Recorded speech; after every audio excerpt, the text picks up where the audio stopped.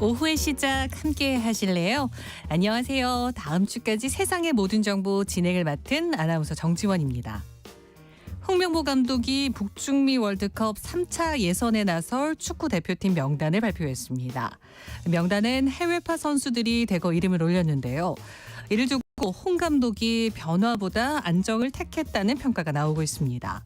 우리 대표팀이 이번 달 열리는 A매치 2경기에서 모두 승리한다면 월드컵 본선 진출을 확정짓게 되는데요. 우리가 주목해봐야 할 점은 무엇인지 잠시 뒤 스포츠 핫이슈 코너에서 자세히 살펴보겠습니다. 아이가 어느 정도 말을 하게 되면 끊임없이 질문하는 시기가 오죠. 아이의 호기심을 채워주고 싶지만 하루 종일 이어지는 질문에 하나하나 대답해주는 일이 생각만큼 쉽진 않은데요.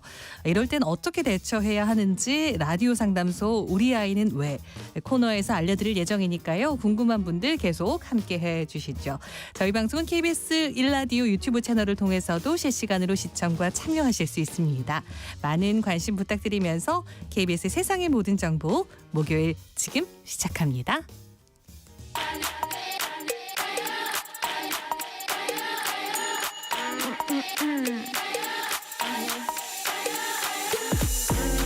혹시 뉴스 빠뜨리셨나요? 한낮에 전해진 소식들 꼼꼼히 정리해드리겠습니다. 오늘의 뉴스 조현정 시사평론가와 오늘도 함께합니다. 안녕하세요. 네, 안녕하세요. 네, 헌법재판소가 오늘 오전이죠. 최재해 감사원장과 검사 3명에 대한 국회 탄핵 소추를 모두 기각했습니다. 네, 4명 전원 이제 직무 복귀를 하게 되는 건데요. 먼저 최재해 감사원장 같은 경우에는 대통령 집무실과 관저 이전 감사를 부실하게 하고 전현희 전 위원장에 대한 표적 감사를 했다라는 등의 사유로 탄핵 심판에 올랐는데 재판관 전원 일치 의견으로 기각이 됐고요. 역시 최재해 원장 직무에 즉각적으로 복귀하게 됩니다. 헌재는 이번에 결론을 내리면서 그 감사원은 대통령실 관저 이전 결정 과정에서 법령이 정한 절차를 준수했는지에 대한 감사를 실시했고 이것이 부실 감사라고 볼 만한 다른 사정은 보이지 않는다. 그리고 전현희 전 국민권익위원장에 대해서 표적 감사했다라는 것에 대해서도 사퇴를 압박하기 위한 감사였다고 단정하기 어렵다라고 밝혔습니다. 그리고 검사 탄핵은 이창수 중앙지검장 그 외 2명이죠. 총 검사 3명에 대한 탄핵 심판이었는데 이것도 전원 기각이 됐고 헌재는 검찰이 도이치모터스 사건에 대해서 수사재량권을 남용해서 김건희 여사에게 부당하게 편의를 제공한 것이 아니라고 봤고요. 또 수사와 관련한 기자회견에서 허위 사실을 발표했다는 소추 사유에 대해서도 허위라고 보기 어렵다는 결정을 내렸습니다. 이렇게 되다 보니까 이제 4명이 다 기각된 거잖아요. 네. 그래서 당장 뭐 여권과 대통령실 분위기 짐작해 보면 당연히 이제 뭐 야당이 그동안 탄핵 남발을 했던 게 문제였다. 이런 프레임을 계속 더 강화시킬 걸로 보이고 대통령실도 곧바로 언론 공지를 냈어요. 야당의 탄핵 남발에 경종을 울린 재판이다. 이렇게 주장했습니다. 네, 이런 가운데 윤석열 대통령 측이요. 오늘 오후 2시 서울 고검 앞에서 기자회견을 열 것으로 알려졌습니다. 네, 이것도 좀 급작스럽게 발표가 났는데요.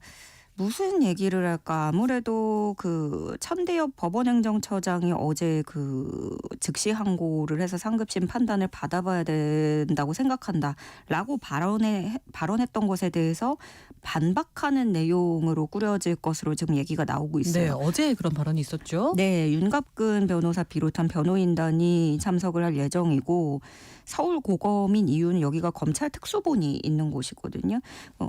구속 취소하고 뭐 즉시 항고 이게 계속 문제가 되고 있는데 윤석열 대통령 측은 천대엽 법원행정처장의 그런 발언이 사법부의 행정부 권한 침해이고 또 천대엽 처장을 징계해야 된다라는 입장을 밝힌 적이 있어요. 오늘도 그런 논리를 펼쳐서 주장에 힘을 실을 것 같고요.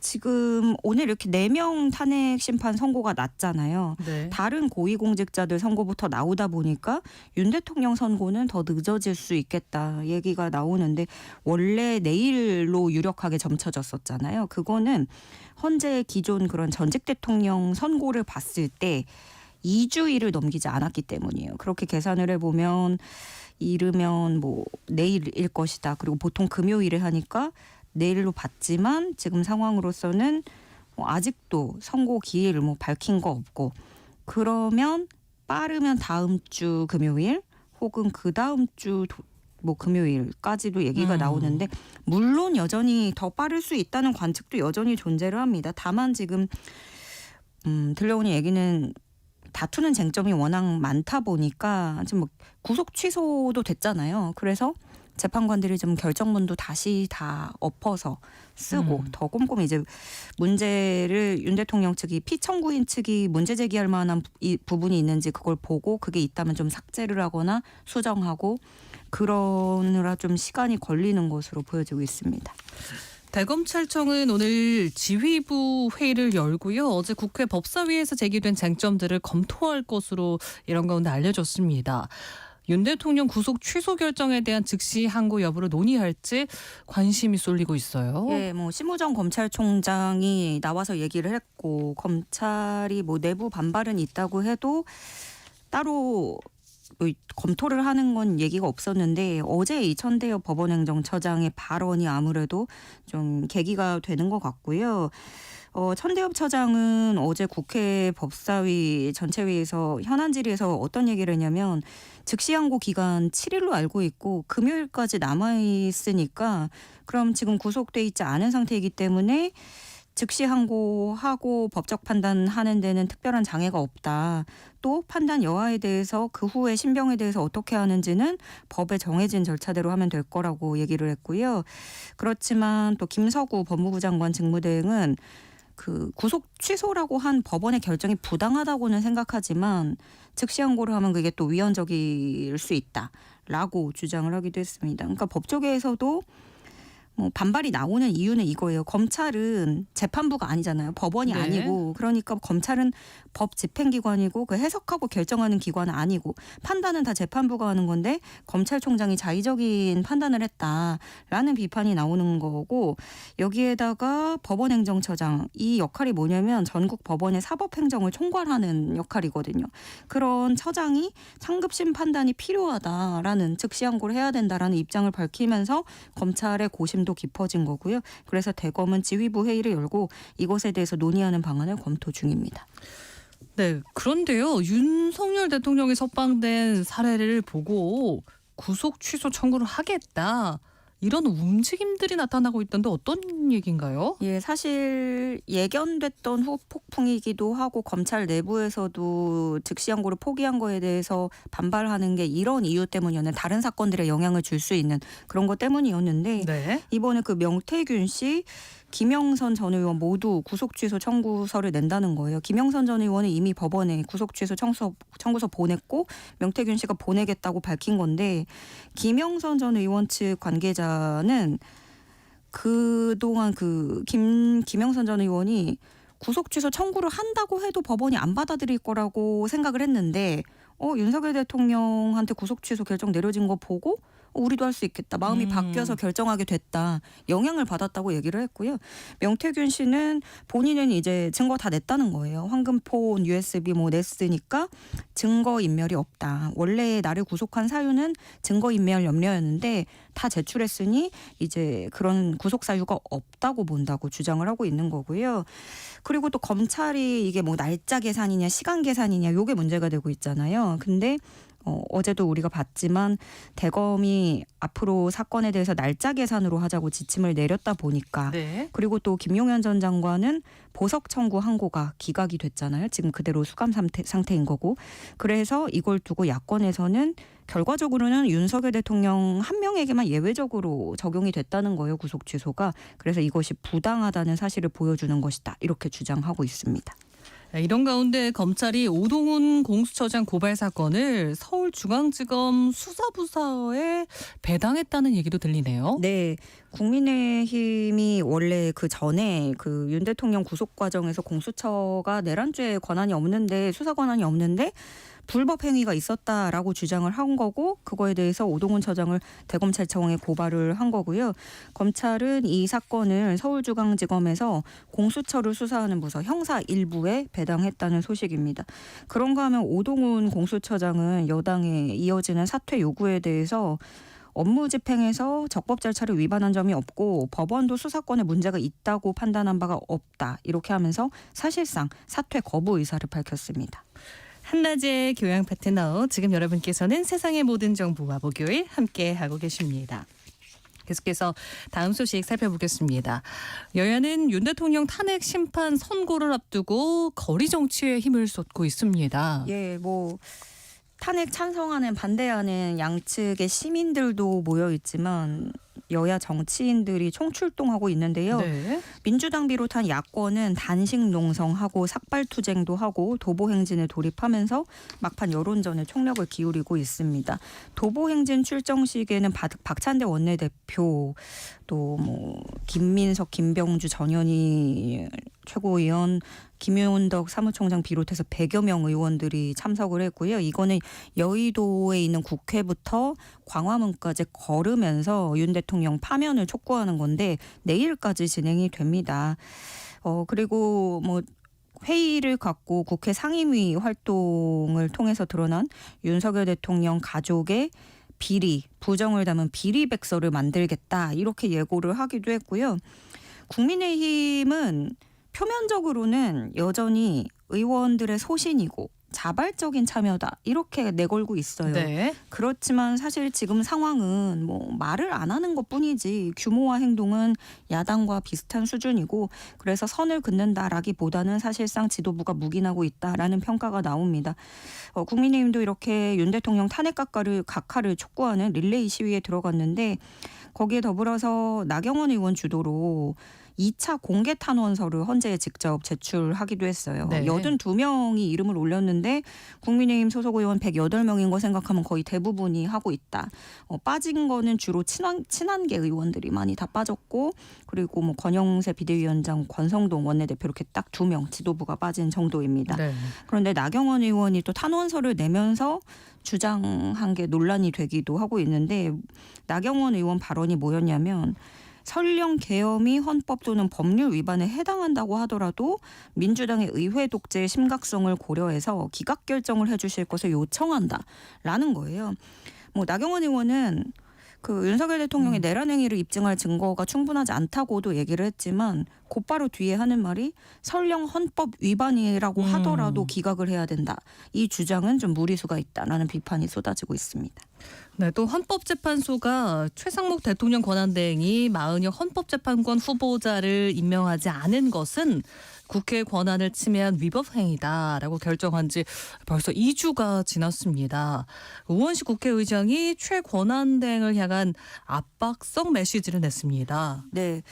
우원식 국회의장은 최상목 대행을 향해서 마은혁 헌법재판관 후보자를 조속히 임명하라고 촉구하면서 헌재 결정을 이행하지 않는 건 헌법에 대항하는 행위이고 입법부와 헌재의 헌법적 지위를 부정하고 얕잡아 보는 태도다.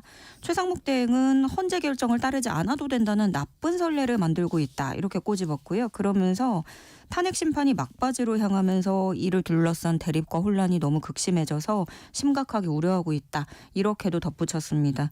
반면에 국민의힘은 이렇게 말한 우원식 국회의장 향해서 직권남용을 하고 있다. 라고 반박했어요.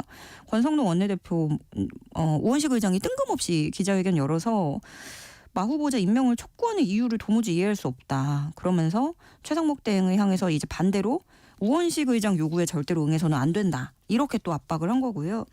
사실은 의장이 나선 거는 그거죠. 이게 국회 권한에 대한 위헌이다라는 판결, 국회라는 주어가 들어있잖아요. 네. 그렇기 때문에 의장으로서 메시지를 냈다고 볼 수 있는 건데 야권에서도 또 불만이 있어요. 진작할 수 있는 거를 너무 늦게 대응하고 이제 와서 이거는 좀 너무 늦은 감이 있다. 왜냐하면 탄핵 선고도 코앞으로 다가온 상황에서 이게 실익이 있는 회견이냐 이런 불만도 나오고 있습니다. 네, 그런가 하면 민주당 이재명 대표는 공직선거법 위반 항소심 선고가 어느새 2주 앞으로 네. 다가왔습니다. 위헌 법률 심판 제청을 또다시 신청을 했죠. 예, 이게 공직선거법 위반 혐의로 1심 때는 징역형을 받으면서 당선 무효형, 징역 1년에 집행유예 2년이었죠. 이거 네. 당선 무효형을 선고받고 이제 2심 선고 2주 앞두고 재판부에 위헌법률 심판 제청 추가로 신청을 한 겁니다. 지난달에도 이 허위사실 공표죄 위헌이라면서 위헌법률 심판 제청 신청했는데 한 달여 만에 두 번째 신청을 한 거고요. 이 조항 문제가 된 거는 당선될 목적으로 허위사실 공표한 경우 처벌하도록 하고 있는데 이재명 대표 측 주장은 이 조항이 굉장히 불명확하고 너무 포괄적이어서 표현의 자유를 침해한다라는 주장이 골자입니다. 그런데 이재명 대표가 이번에 뭐 어떤 법률 조항에 대해서 추가로 위헌법률 심판 제청을 신청한 건지 그 구체적인 건 알려지진 않았고요. 그러면 이제 법원이 헌재 위헌법률 심판 제청하기로 하면 헌재 결정 전까지는 재판이 중지된다. 네. 이게 좀 핵심이죠. 그렇기 때문에 이재명 대표가 고의적으로 재판 지연을 하고 있다라는 비판을 피할 수가 없는 거고요. 그런데 재판부가 그 전에 먼저 1차적으로 있었던 위헌법률 심판 제청에 대한 결론을 안 냈거든요. 안 낸 상태에서 2차 신청을 내니까 그러면 이거를 연달아서 혹은 한꺼번에 결론을 내릴 수 있다. 이렇게 점쳐지고 있는 거고요. 만약에 이재명 대표 신청을 받아들이지 않는다 하면은 이재명 대표는 헌재 헌법소원을 낼 수는 있는데 이 경우에는 재판이 중단되지 않습니다. 네, 끝으로 오늘 국회 본회의에는 상법 개정안이 상정될 예정입니다. 국민의힘은 또다시 거부권을 건의한다는 방침인데 짧게 정리 부탁드립니다. 예, 이 상법 개정안도 여야가 충돌하는 쟁점입니다. 민주당은 그러니까 소액 투자자들 의견 수렴해서 공청회도 했고 법안을 통과시켰고 그래서 이런 대주주에만 집중된 기업집의 구조를 개선하고 소액주주 권한을 보호해야 된다라는 걸로 이거를 법을 추진하고 있는 거고요. 국민의힘이 반대하는 건 기업의 경영권을 침해할 소지가 있다는 거예요. 그래서 권영세 비대위원장은 비대위 회의에서 국민의힘은 당론으로 그 즉각 거부권을 건의해서 우리 기업들을 지킬 것이다 이렇게 밝힌 상태입니다. 아무래도 오늘 본회의에서 국민의힘은 이거에 대해서 보이콧을 할 것으로 보여집니다. 네, 조현정 시사평론가였습니다. 고맙습니다. 네, 고맙습니다. 세상의 모든 정보 함께하고 계신 지금 시각은 12시 37분을 지나고 있습니다. 이 시각 교통정보 알아보겠습니다. 이 시각 교통정보입니다. 정오를 넘긴 고속도로 정체 구간 많지 않습니다. 영동고속도로 강릉 방향 용인에서 양지터널 부근까지 제속도 못 내고요. 경부고속도로는 서울시 구간 안에서만 양방향으로 교통량이 많습니다. 정체가 심하지는 않습니다. 서해안고속도로 목포 쪽 용담터널 부근 1차로에서 사고가 발생했고요. 중부내륙고속도로 양평 쪽 칠서 휴게소 1, 2차로에 낙하물이 있어서 주의가 필요합니다. 호남고속도로는 천안 쪽으로 태인 부근 2차로를 막고 작업 중이라 부근에서 정체고요. 서울 시내는 올림픽대로 공항 쪽 전 구간 수월해졌습니다. 반대 잠실 방향은 가양대교 1차로에서 작업 시작했고요. 좀 더 지나 한강대교 부근에서 정체입니다. KBS 교통정보센터에서 임초희였습니다.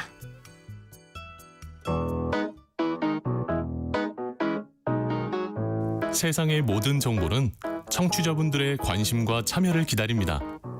방송 들으시면서 궁금한 점이 있거나 의견 공유하고 싶은 분들 계시면 문자 보내주세요. 추첨을 통해 모바일 쿠폰 보내드리겠습니다. 참여하실 번호는 샵 9730이고요. 짧은 문자 50원, 긴 문자 100원의 이용료가 부과됩니다. 콩 게시판을 통해서는 무료로 참여하실 수 있고요. KBS 1라디오 유튜브 채널을 통해서도 실시간으로 시청 참여하실 수 있습니다. 꼭 알아야 할 정보를 알기 쉽게 전달해드리는 세상의 모든 지식.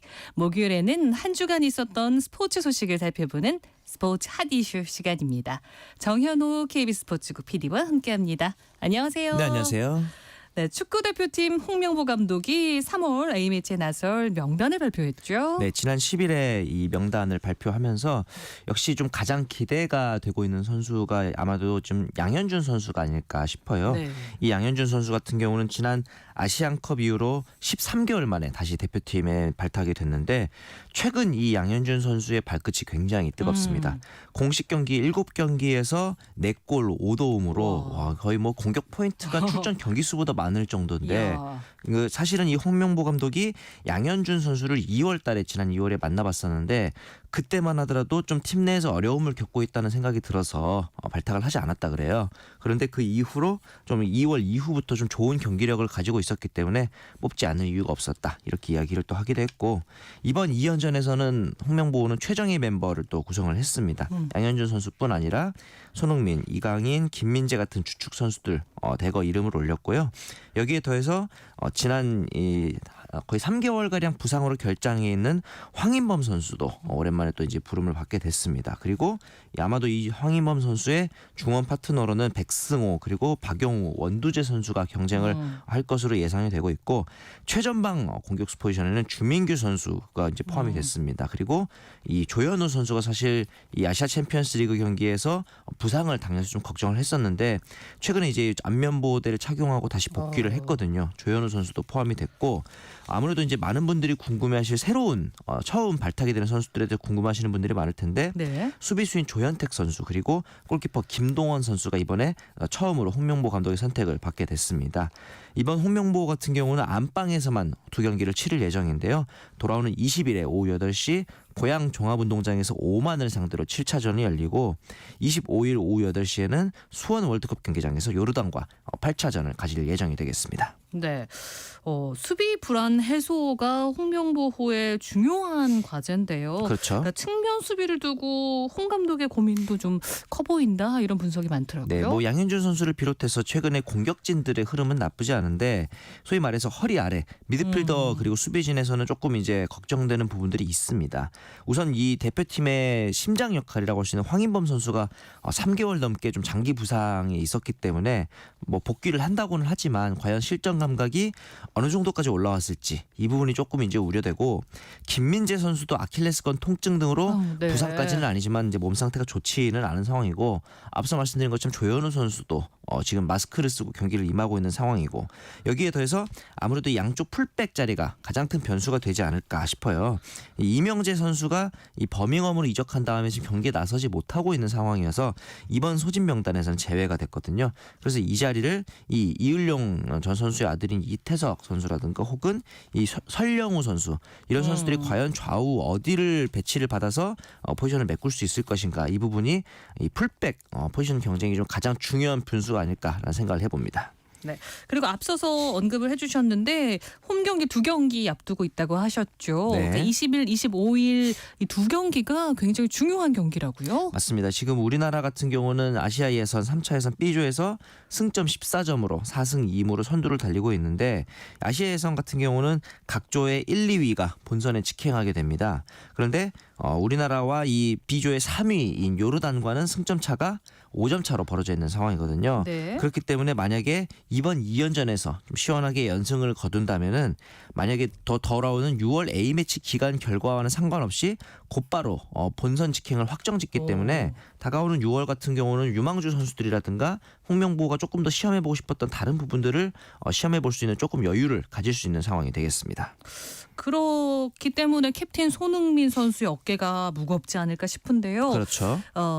소속팀 토트넘의 부진이 계속되고 있어서 참 여러모로 좀 힘든 시기를 보내고 있지 않을까 싶은데요. 그렇죠. 이 소속팀 토트넘의 부진도 부진이고 포스테코글루 감독의 거취를 두고도 다양한 이야기들이 나오고 있는데 그래서 그런지 손흥민 선수가 굉장히 좀 이례적으로 작심 발언을 하기도 했습니다. 네. 11일 본머스와의 경기 이후에 이제 손흥민 선수가 이제 인터뷰를 했는데 굉장히 좀 만족하지 못한다라는 식의 이제 인터뷰를 했단 말이죠.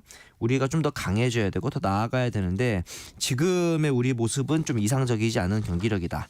이런 이야기를 또 하면서 팬들한테 좀 더 성원을 해달라 이런 이야기를 하기도 했는데 조금 더 나서야만 그러니까 한마디로 좀 지금 상태로서는 돌아오는 이 알크마르전에서 승리할 수 없다라는 메시지를 전달을 하기도 했어요.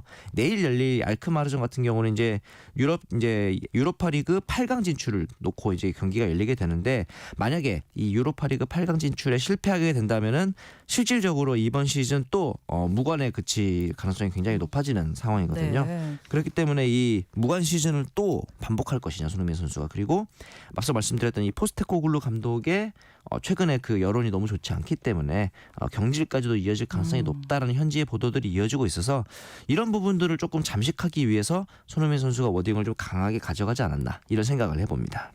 네, 이번에는 야구 소식 살펴보겠습니다. 정현호 PD가 잘해야 된다라고 응원을 했던 우리 LA 다저스의 김혜성 선수가 아쉽게도 마이너리그에서 데뷔 시즌을 시작하게 됐어요. 그렇습니다. 로버츠 감독이 김혜성 선수는 트리플 A 오클라호마 시티 코메츠에서 시즌을 시작할 것이다라고 이제 입장을 밝혔는데 사실은 시즌 그 시범 경기 시작이 좀 좋지 않아서 걱정을 했었는데 막판에는 좀 상승세였단 말이죠. 타율이 네. 3월 기준으로 하면은 3할 8푼까지 올라오는 오. 상황이었는데 그럼에도 불구하고 제가 보기에는 어떤 그런 수비에서의 문제점, 이 김혜성 선수가 타격에서는 다저스 입장에서도 조금 아쉬울 수 있다. 하지만 수비와 주루에서는 조금 좋은 모습을 보이지 않을까라는 기대를 했었는데 수비에서 좀 흔들리는 모습이 많이 보였기 때문에 이런 부분들이 마이너리그에서 시즌을 시작하게 된 결정적인 이유지 않았나라는 생각이 또 들기도 합니다.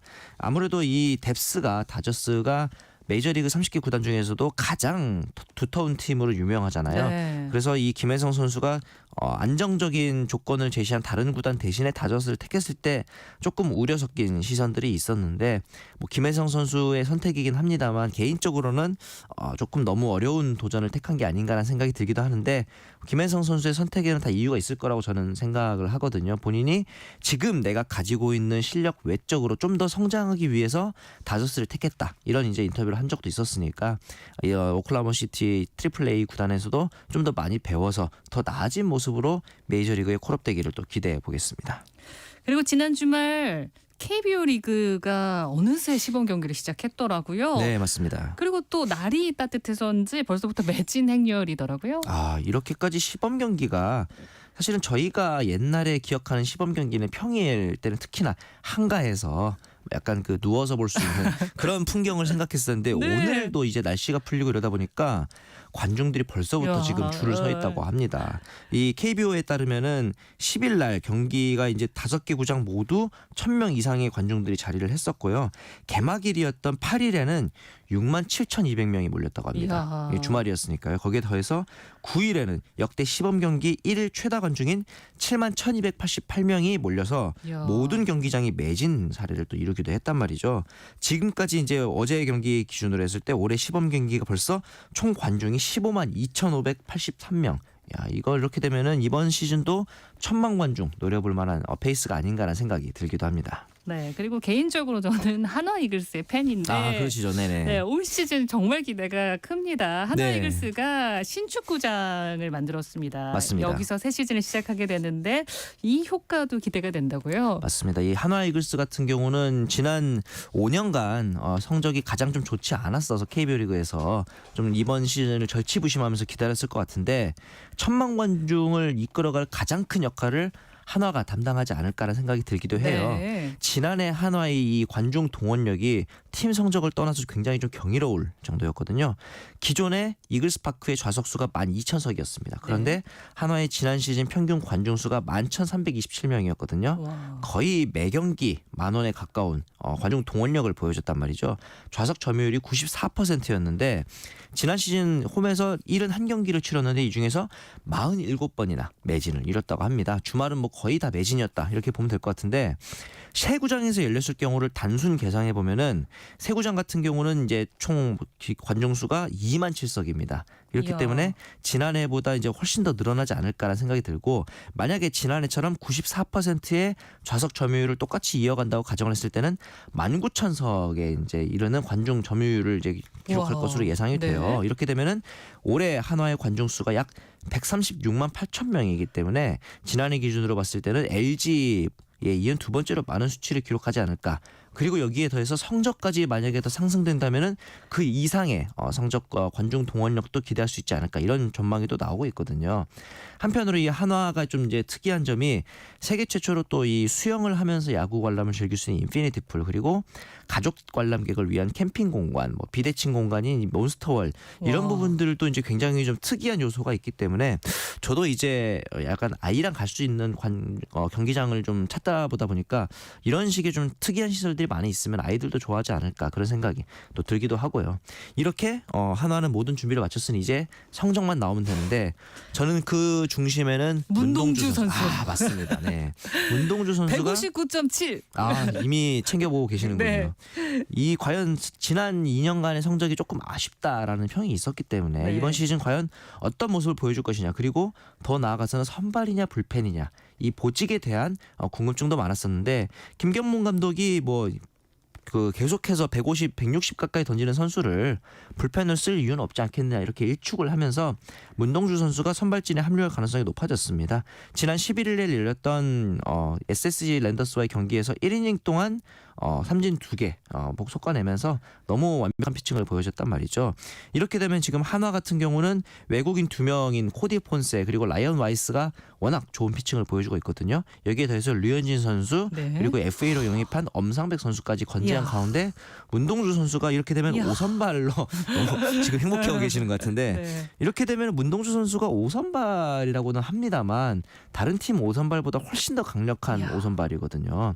한화 입장에서는 144경기를 치르는 페넌트레이스에서 가장 중요한 게 선발 싸움이라고 볼 수 있는데 이 선수들이 안정적으로 로테이션을 지켜준다면은 앞서 말씀드렸던 이 관중 동원에서도 1위로 올라갈 가능성도 있지 않을까라는 또 기대를 해보게 됩니다. 네, 야구 팬들은 참 행복한 한 해가 되지 않을까 야구 팬 그리고 한화 팬 그렇게 되겠죠. 기대해 보겠습니다. 계속해서 배드민턴 이야기를 해보겠습니다. 네. 배드민턴 세계 1위 안세영 선수가 올해 열린 대회에서 벌써 3연속 우승을 했다고요? 파리올림픽이 끝나고 이 부상 회복 때문에 좀 걱정을 했었는데 뭐 기다렸다는 듯이 계속해서 와, 우승 행진을 대단합니다. 이어가고 있습니다. 전용 오픈을 참고로 이제 어제 열렸던 전용 오픈 1라운드에서 이제 안세영 선수가 32강전이었죠. 가오팡제 선수를 2대0으로 손쉽게 제압을 했습니다. 전용 오픈 직전에 열렸던 오를레앙 마스터스 4강에서도 이 가오팡제 선수를 만났었는데 이때도 2대1로 제압을 했었거든요. 맞대결 전적 4전 4승으로 안세영 선수의 압도적인 우위를 이어가고 있고 어제의 승리로 안세영 선수 지금 15연승 중입니다. 그냥 전용 오픈을 포함해서 지금 4개 대회에서 단 한 차례도 지지 않을 정도로 압도적인 경기를 이어가고 있는데 새해 들어서 앞서 말씀드린 것처럼 말레이시아 오픈, 인도 오픈, 오를레앙 마스터스 이 3개의 대회를 연달아 재패를 했단 말이죠. 그러면서 전용 오픈까지 지금 4개 대회 연속 우승을 또 노리고 있습니다. 네. 그리고 전용 오픈 자체가 최고 권위를 자랑하는 대회잖아요. 맞습니다. 거기서 또 한국 단식 최초 또 2회 우승이라는 신기록에 도전하고 있다고요? 전용 오픈 같은 경우는 우리나라보다 역사가 오래된 대회라고 볼 수 있어요. 1899년부터 시작된 대회고 당연히 세계에서 가장 긴 역사를 지니고 있는 배드민턴 대회입니다. 이 대회 같은 경우는 우리나라 선수에는 방수현 선수 이후로 안세영 선수가 지난 2023년에 오랜만에 정상에 섰었는데 지난해 같은 경우는 오른쪽 무릎인대 부상 때문에 야마구치 아카네 선수에게 패하면서 2연패 달성에는 실패를 했었단 말이죠. 그런데 이번에는 한국 단식 선수는 최초로 2회 우승이라는 또 기록에 도전을 하게 됩니다. 방수현 선수 그리고 김연자 선수 역시 전용 오픈 우승은 한 번씩밖에 없었거든요. 이번에도 앞서 말씀드렸던 이 가오팡제 선수를 32강에서 제압을 했고 이대로 대진이 이어진다면은 숙명의 라이벌인 천이페이 선수를 8강에서 만날 가능성이 높습니다. 천이페이 선수를 꺾고 4강에서 또 한 번 이 야마구치 아카네 선수를 만날 가능성이 있거든요. 만약에 안세영 선수의 연승이 계속해서 이어진다 그러면은 4개 대회 연속 우승이라는 압도적인 결과를 또 기대해봐도 좋지 않을까 싶습니다. 그리고 이번 대회에서 아주 낯익은 얼굴도 보이더라고요. 맞습니다. 바로 이용대 대표팀 지도자로 이용대 코치가 데뷔를 할 예정인데 소속팀인 요넥스에서 현재 플레인 코치로 뛰고 있는데 현재 지금 대표팀이 약간의 파행 운영이 되고 있다 보니까 이번 전용 오픈에 한해서 코치로 깜짝 발탁돼서 영국으로 출국을 했습니다. 이 이용대 선수가 선수 시절에 전용 오픈 남자 복식에서 마지막 금메달을 따냈던 선수이기도 하기 때문에 이 전용 오픈에 관련해서는 전문가라고 볼 수 있거든요. 여기에 더해서 이 이용대 선수의 코칭 그리고 이소희 백하나 선수가 또 여자 복식조에서 작년에 이어서 대회 2연패에도 도전을 하게 됩니다. 한국 배드민턴 역사상 특정 복식조가 선수가 이제 페어링이 바뀌지 않고 전용 오픈에서 연속 우승을 했던 것은 복식 강국 시절이었던 1993년, 94년에 정소영, 길영아조가 마지막이었기 때문에 이소희 백하나 선수 입장에서는 31년 만에 어떤 그 선배들의 대업에 도전할 수 있는 기회가 되지 않을까 싶기도 하고 이용대 코치가 동갑내기인 조건우 코치와 또 이제 복식 파트를 특별 지도할 예정이기 때문에 안세영 선수와 더불어서 이소희 백하나조의 복식 결과도 좀 기대를 해보면 좋을 것 같습니다. 네, 안세영 선수 또 하나의 역사를 이뤄가기를 응원하도록 하겠습니다. 네. 지금까지 정현우 스포츠국 PD였습니다. 고맙습니다. 네, 감사합니다. KBS 세상의 모든 정보 1부 순서는 여기서 마무리하겠고요. 잠시 후 2부에서는 하프타임 뉴스, 라디오 상담소 우리 아이는 왜, 그리고 라디오 객석 일렬 목공소 코너가 기다리고 있습니다. 계속해서 많은 청취 부탁드리겠고요. 저는 1시 정각 2부에 다시 찾아오겠습니다.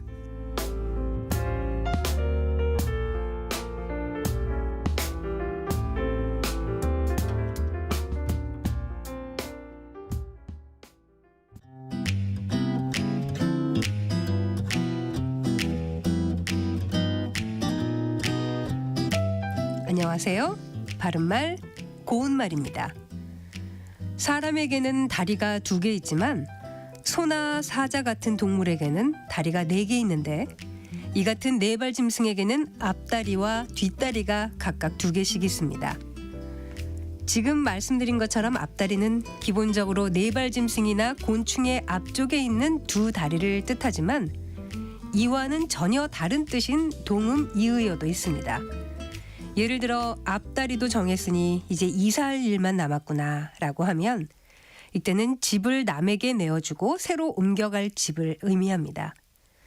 그리고 변경된 사항에 대해서는 각자의 앞다리에게 연락해 보세요 라고 하면 이때는 또 다른 뜻이 됩니다. 이 경우엔 여러 사람이 이어서 일할 때 자기의 바로 앞에 있는 사람을 가리키는 것입니다. 앞다리라는 표현에 이렇게 여러 가지 뜻이 있으리라 생각하지 못했던 분들도 계시지 않을까 싶기도 합니다. 반면에 뒷다리는 네발 짐승이나 곤충의 뒤쪽 2다리 또는 2다리를 앞뒤로 벌렸을 때 뒤쪽 다리 같은 뜻이 있어서 앞다리보다는 훨씬 뜻이 간단합니다. 뒷다리와 관련된 관용구로 뒷다리를 긁다가 있는데요. 이것은 다 끝난 말을 다시 하여 되통스럽게 굴다를 뜻하고 예를 들어 이야기할 때 뭘 하고 이제야 뒷다리 긁니? 와 같이 말할 수 있겠습니다. 지금까지 바른말 고운말 아나운서 국혜정이었습니다.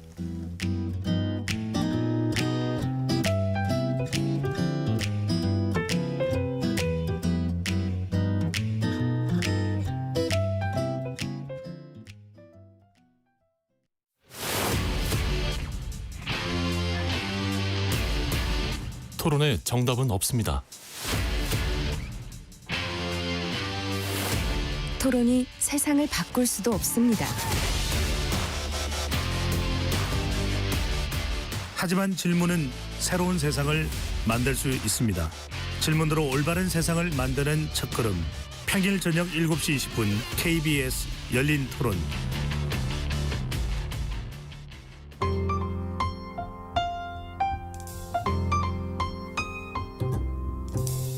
어떤 하루 보내고 계신가요? 눈코 뜰 새 없이 바쁘게 지나가는 한 주. 월요일부터 금요일, 매일 밤 10시부터 12시까지는 오롯이 당신만을 위한 시간입니다. 당신을 위한 지식 쉼터. 오늘 밤 일라디오.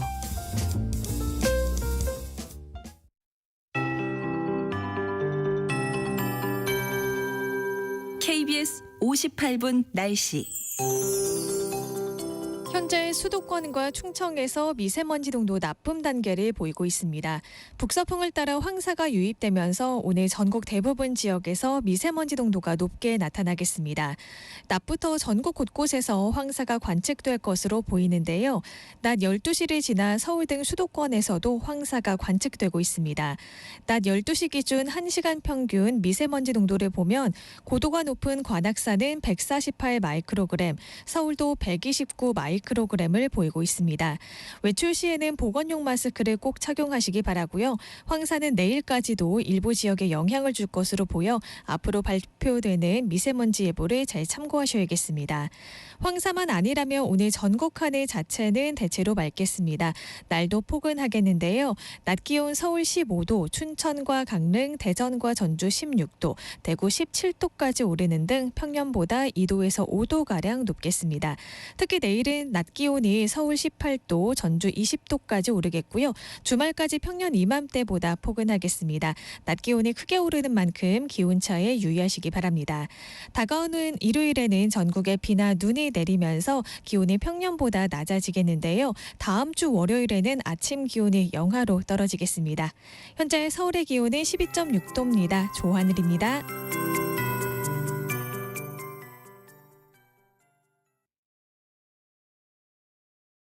정성을 다하는 국민의 방송 KBS가 한시를 알려드립니다. AM 711kHz, FM 97.3MHz, KBS 1라디오입니다. HLKA.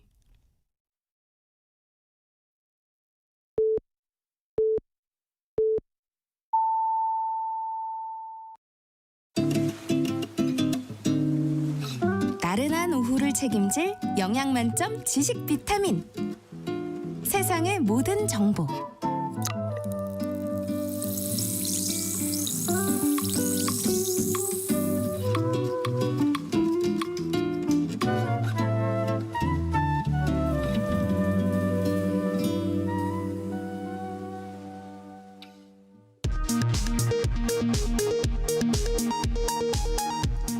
이 시각 라디오 정보센터 뉴스입니다. 헌법재판소가 최재해 감사원장과 이창수 서울중앙지검장 등 검사 3명에 대한 탄핵소추를 전원일치 의견으로 모두 기각했습니다. 헌법재판소 결정에 대해 국민의힘은 민주당의 탄핵 남발에 철퇴를 가한 역사적 판결이라며 환영했습니다.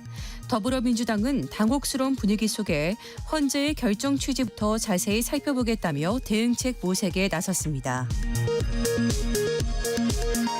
더불어민주당 박찬대 원내대표는 윤석열 대통령의 탄핵 심판 선고가 늦어지며 혼란이 커지고 있다며 헌법재판소의 빠른 결단을 촉구했습니다.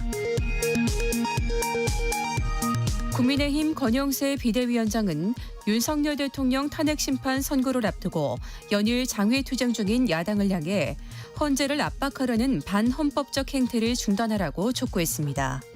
지금까지 라디오 정보센터 뉴스 정한나였습니다.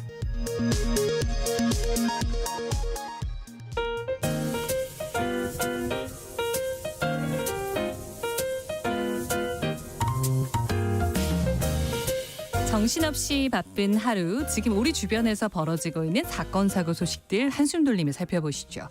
하프타임 뉴스 임선우 뉴스캐스터와 함께합니다. 안녕하세요. 안녕하세요. 우리나라의 치매 환자가 빠르게 늘고 있다고요? 네, 초고령 사회에 접어들면서 한 번쯤 고민해봐야 할 문제이기도 하죠.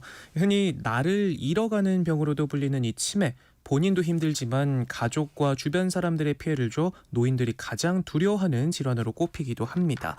올해 기준 국내 치매 환자 수는 97만 명, 내년엔 100만 명을 넘어서고 2044년엔 200만 명대에 이를 것으로 예상되고 있는데요. 치매 전 단계인 경도 인지장애 환자 수도 빠르게 늘면서 올해 298만 명에 달할 것으로 보인다고 합니다. 인지 능력이 저하됐지만 일상생활은 가능한 상태로 하지만 방치하면 이 중 10에서 15%는 치매로 진행된다고 하네요. 치매 환자가 늘면서 돌봄 문제도 부각되고 있는데 집에서 지내는 치매 환자 가운데 절반 이상이 1인 가구, 그러니까 독거노인이었던 걸로 조사됐고요. 가족이 있는 경우 절반에 가까운 45.8%는 돌봄 부담을 느낀다라고 답했고 삶의 부정적 변화를 겪었다는 사람도 40%에 달했습니다. 특히 경제적 부담을 크게 호소하는데 치매 환자 한 명을 돌보는 데 드는 비용은 시설이나 병원에 머물면 1년에 3,100만 원 정도, 또 집에 있는 경우는 1,700만 원이 드는 것으로 조사됐고요. 가족들은 평균 27개월 정도 치매 환자를 돌보다가 요양병원이나 시설 입원을 택하는 것으로 나타났습니다. 초고령 사회 진입에 따른 피할 수 없는 난제인데 정부는 찾아가는 치매 검사와 장기 요양 재가 서비스를 확대하는 등 지원 정책을 강화할 방침입니다. 다음 뉴스입니다. 코로나19로 급성장했던 캠핑 시장, 골프용품 시장이 고물가로 크게 주춤하고 있다고요? 네, 월급 빼고 다 오르는 요즘같이 어려운 때에 여가 활동에 지갑 열기는 부담스럽기도 하고 또 코로나 당시 굳게 막혔던 하늘길이 뚫리면서 해외여행을 떠난 사람이 많아지자 이 수요가 크게 꺾였다고 합니다. 문체부와 한국관광공사의 조사에 따르면 캠핑용품 평균 구매액은 코로나 당시와 비교해 매년 감소하다가 2023년 100만 원대까지 주저앉았고요. 캠핑 이용자 수는 같은 기간 630만 명대까지 늘어났지만 반대로 캠핑장 매출액은 2,900억 원대로 줄면서 앞자리가 바뀌었습니다. 코로나 이후 캠핑장 이용료를 비롯해 관련 비용이 크게 늘었는데 물가 인상으로 가처분 소득에는 한계가 있는데 이렇게 이용료가 올라가다 보니까 평균 캠핑 가는 횟수를 줄인 사람이 많다고 하네요. 저도 캠핑을 오래 다녔거든요. 네. 코로나 전만 해도 몇만 원이면 이용할 수 있던 캠핑장들도 요즘은 기본 한 10만 원은 하고요. 장비값은 물론이고 갈 때마다 드는 장작값이며 겨울철엔 또 등유값, 먹을거리 이것저것 다 생각하면 선뜻 짐 싸기가 쉽지 않습니다. 실제로 주요 캠핑용품 업체들의 실적도 고꾸라지고 있는데요. 코베아 같은 경우에는 2년 만에 매출이 40% 가까이 감소했고 캠핑 편집샵인 고릴라 캠핑, 캠핑 트렁크 등의 매출과 영업이익도 반토막이 났습니다. 그런가 하면 골프 업계는 상황이 더 심각한데요. 캠핑 시장과 달리 이용객 자체가 줄면서 시장이 위축됐습니다. 지난해 전국 골프장 이용객 수는 1년 새 5% 넘게 줄었고요. 골프용품 전문점들도 성적이 좋지 못합니다. 전문가들은 불황이 이어지면서 캠핑용품은 가성비 있는 물품 구매로 수요가 옮겨갔고 골프 대신 비용 부담이 덜한 스포츠로 대체되고 있다 짚었습니다. 네, 이런 기조 하에 불황이 깊어지면서 1대1이나 소규모 그룹으로 운동을 지도하는 이른바 PT 업체들 역시 타격이 크다고요. 네, 재정난을 버티다 못해 폐업하고 급기야 회원들의 수강료를 돌려받지 못하는 일도 빈번해지고 있는데요. 최근 송파에선 한 PT 업체가 사기 혐의로 입건되기도 했는데 회원들에게 재정이 어려운 상황에서 보증금도 못 받고 폐업해 현재 돈이 없다. 수강료 환불은 한 달 내로 꼭 갚겠다는 문자 메시지만 달랑 보내고 폐업한 뒤 번호를 바꾸고 잠적했습니다. 네. 피해자만 50여 명에 달하고 1인당 피해액도 30만 원에서 90만 원까지 다양한데요. 문제는 이런 업체가 한둘이 아니라는 겁니다. 서울 동작경찰서도 지난달 필라테스 업체 여러 곳을 운영하다 갑작스럽게 폐업한 뒤 남은 수강료를 환불하지 않은 대표를 사기 혐의로 입건해 수사 중인데 피해자만 1,800명에 달하고요. 일산의 한 헬스장도 회원들에게 돌연 폐업을 통보한 뒤 환불하지 않아 회원들이 집단 고소장을 내기도 했습니다. 이렇게 피해 사례가 속출하고 있지만 막을 방법은 마땅치 않다고 합니다. 현행 체육시설법에는 체육시설업자가 폐업 예정 사실을 회원들에게 사전 고지할 의무가 없기 때문에 이용자들이 미리 폐업을 인지하기도 어렵습니다. 다음 달 시행되는 개정안에는 폐업 14일 전까지 이용자에게 사실을 알리도록 규정했지만 그래봐야 과태료 100만 원 수준에 그치고요. 또 필라테스 등 맨몸 운동시설은 체육시설업으로 신고할 필요가 없어서 개정법 적용 대상도 아니라고 하네요. 이 때문에 피해를 본 소비자들은 직접 발로 뛸 수밖에 없는 참 답답한 실정입니다. 네, 다음 뉴스 살펴보겠습니다. 요즘 배달 로봇이 도심 곳곳을 누비는 모습 심심치 않게 볼 수 있는데요. 아직은 풀어야 할 숙제가 많다고요? 네, 지난해 8월이었죠. 배달 플랫폼 요기요가 국내 최초로 인천 송도에 로봇 배달 서비스를 도입한 뒤 최근에는 강남에서도 로봇 배달을 시작했고요. 배달의 민족을 운영하는 우한 형제들도 지난달부터 강남에서 로봇 배달 서비스를 운영하고 있습니다. 배달 시간도 30분 밑으로 대폭 줄었고요. 배달뿐만 아니라 공원 청소와 순찰 업무를 하는 로봇도 속속 등장하고 있습니다. 이렇게 로봇 배달 시장 규모는 올해 7억 2천만 달러, 우리 돈 1조 원에서 약 10년 뒤면 이보다 3배는 더 뛸 것으로 전망되고 있는데요. 시간이 지나면 자연스럽게 더 많은 로봇이 거리로 나오게 될 텐데 본격적인 상용화까지는 아직 장벽이 많습니다. 가장 큰 걸림돌은 안전 문제입니다. 작년엔 요기요의 배달 로봇이 차량과 충돌하는 사고가 있었는데 당시 차주가 보험 처리를 진행하는 과정에서 이 자율주행 로봇의 법적 지위가 불분명해 혼란을 빚기도 했습니다. 운행 인증을 받은 로봇은 도로교통법상 보행자로 인정받는데 미인증 로봇은 사실상 차량으로 간주돼 차도를 달리더라도 제재할 방안이 없고요. 또 운용 책임자에 대한 규정도 미비하기 때문에 견인을 비롯한 행정적 조치를 취하는 것도 어려운 상황입니다. 또 안전 문제도 무시할 수 없는데 네. 해외 일부 국가에서는 이 때문에 로봇 도입을 제한하기도 했습니다. 캐나다 배달업체 타이니마일은 당초 배달 로봇 200대를 도입할 계획이었지만 보행자 안전과 시각장애인의 이동권 침해를 이유로 토론토 시의회 반대로 무산됐고요. 유럽연합도 기술 확산에 따른 피해 보상 강화 등 규제 확대에 나서고 있습니다. 편의성만 생각하면야 더할 나위 없지만 아직은 넘어야 할 산이 많아 보이네요. 다음 뉴스입니다. 윤석열 대통령 탄핵 심판 선고를 앞두고 저는 처음 들어봤는데 온라인 도박이 성행을 하고 있다고요? 네, 이른바 탄핵 토토라는 게 기승을 부리고 있다고 하는데요. 네. 과거 박근혜 전 대통령이 탄핵 소추됐을 때도 선고를 앞두고 이 같은 불법 내기가 성행했었는데 선고가 임박하면서 8년 만에 다시 등장했습니다. 한 온라인 베팅 커뮤니티에는 불법 도박 사이트인 우리놀이터에선 윤 대통령 탄핵 인용에 배당률 1.47이나 준다라는 글이 올라오기도 했는데요. 탄핵 인용에 돈을 걸면 원금의 1.47배를 챙길 수 있다는 의미입니다. 우리나라에선 국민체육진흥공단이 운영하는 스포츠 토토를 제외한 베팅 사이트는 모두 불법입니다. 하지만 해당 글에는 초대 코드를 보내달라는 댓글이 줄줄이 달리는 등 관심이 뜨겁고요. 이 법망을 피하기 위해서 해외 사설 사이트를 통해 가상자산으로 일종의 우회 베팅을 했다는 후기들도 최근 게시되고 있습니다. 한 이용자는 세계 최대 베팅 사이트 폴리마켓에 개설된 윤 대통령 탄핵 베팅에 약 100만 원을 건 사진을 공유하기도 하면서 해외 사이트는 합법이라 괜찮다라는 글을 남기기도 했는데요. 하지만 해외 사이트에 베팅하는 행위도 당연히 처벌을 받을 수 있습니다. 8년 전 박근혜 전 대통령 탄핵 심판을 앞두고도 이런 불법 베팅 사이트가 기승을 부렸고 탄핵 인용 기각 여부와 상관없이 인용에 손을 든 헌법재판관수를 맞추는 내기 게임까지 등장하기도 했었는데요. 전문가들은 불법 베팅은 국가적 혼란 상황을 사행화해서 경제적 이득을 취할 수 있다는 메시지를 퍼뜨림으로써 도덕적 경각심을 흐리고 도박을 조장하는 아주 질 나쁜 행위다라고 강조하고 있고요. 또 선거를 놓고 불법 베팅을 하게 될 경우 이 결과가 왜곡될 우려도 있는데 태국과 프랑스 등 일부 국가는 온라인 도박을 조장해 정치를 사행화한다는 이유로 폴리마켓 등의 접속을 차단하기도 했습니다.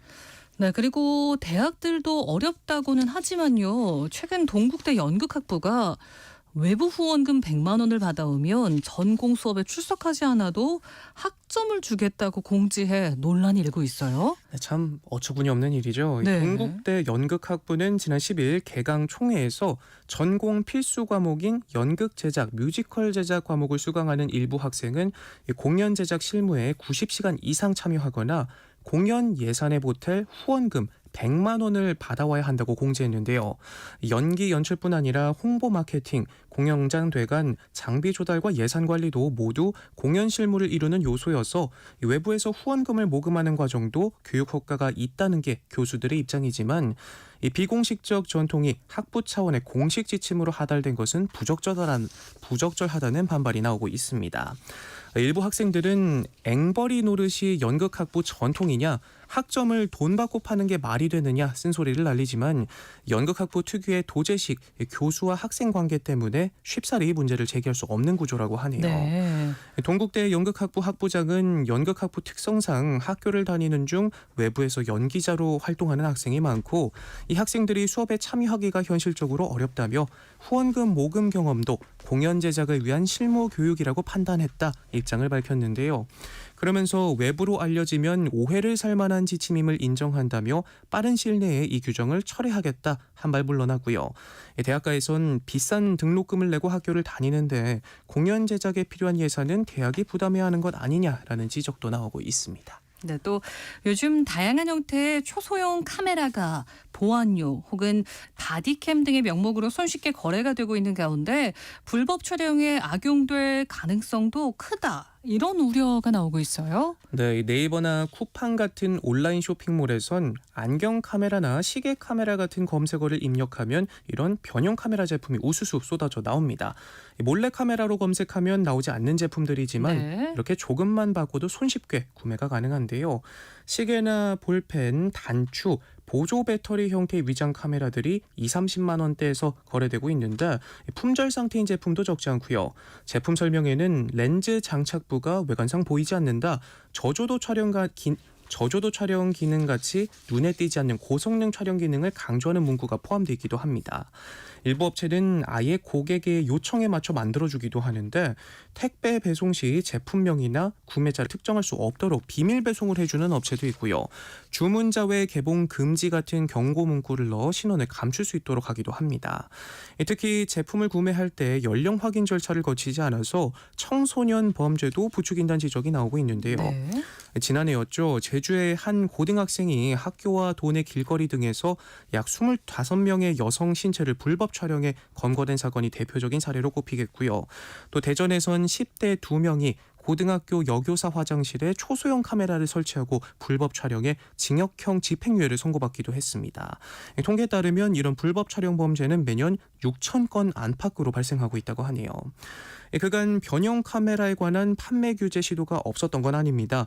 거래 이력을 관리하고 등록하지 않은 채 취급하면 처벌하는 법안이 국회에서 꾸준히 발의됐지만 번번이 폐기됐는데요. 카메라 관련 신기술 혹은 신제품 개발을 저해할 수 있다는 산업계 우려 때문에 소관 상임위원회에서 통과되지 못했기 때문입니다. 몰래 팔지 않는 몰래 카메라 참 골치입니다.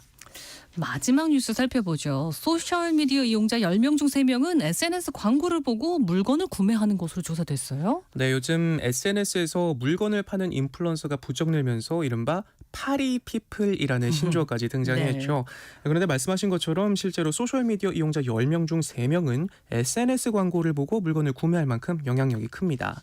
한국언론진흥재단이 전국 19세 이상 3,000명을 대상으로 실시한 조사에 따르면 SNS를 사용하는 성인 중 26%가 상품 구입을 위해 소셜미디어를 이용한다고 응답했는데요.